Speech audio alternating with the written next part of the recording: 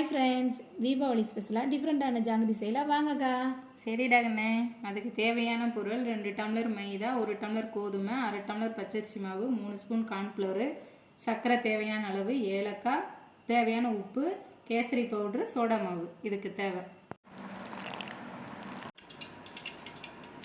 இந்த பதம் போதுமாக்கா? சரிடா கண்ணே. இதுக்கு பாகு பதம்லாம் தேவையில்லை, சர்க்கரை கரைஞ்சா போதும். இந்த மாதிரி ஒரு கவர் எடுத்துக்குவோம். இதில் தேவையான அளவு மாவு ஊற்றிக்குவோம்.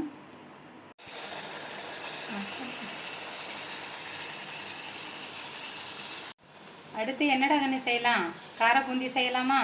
எது வேணாலும் செய்யலாக்கா. நல்லா வரிசையாக ஒவ்வொன்றா போட்டுகிட்டே இருக்கலாம் வாங்க வீடு. சரிடா கண்ணு. ஜாங்கிரி ரெடி ஆயிடுச்சு, எடுத்து ஜீராவில் போட்டுடலாம்.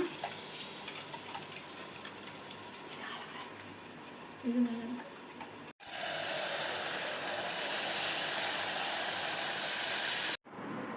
ஜாங்கிரி ரெடி ஆயிடுச்சு வாங்கக்கா. சாப்பிட்டு பார்த்துடலாமா கண்ணே? டேஸ்ட்டாக இருக்குடா கண்ணே, நல்லா இருக்கு. ஒரே மாதிரியே மைதாலே செஞ்சுட்டு இருக்காம கோதுமை மாவு எல்லாமே கலந்து ஒரு டிஃப்ரெண்ட்டாக செஞ்சு பாருங்கள். பிடிச்சிருந்தா லைக் பண்ணுங்கள், ஷேர் பண்ணுங்கள், சப்ஸ்கிரைப் பண்ணுங்கள்.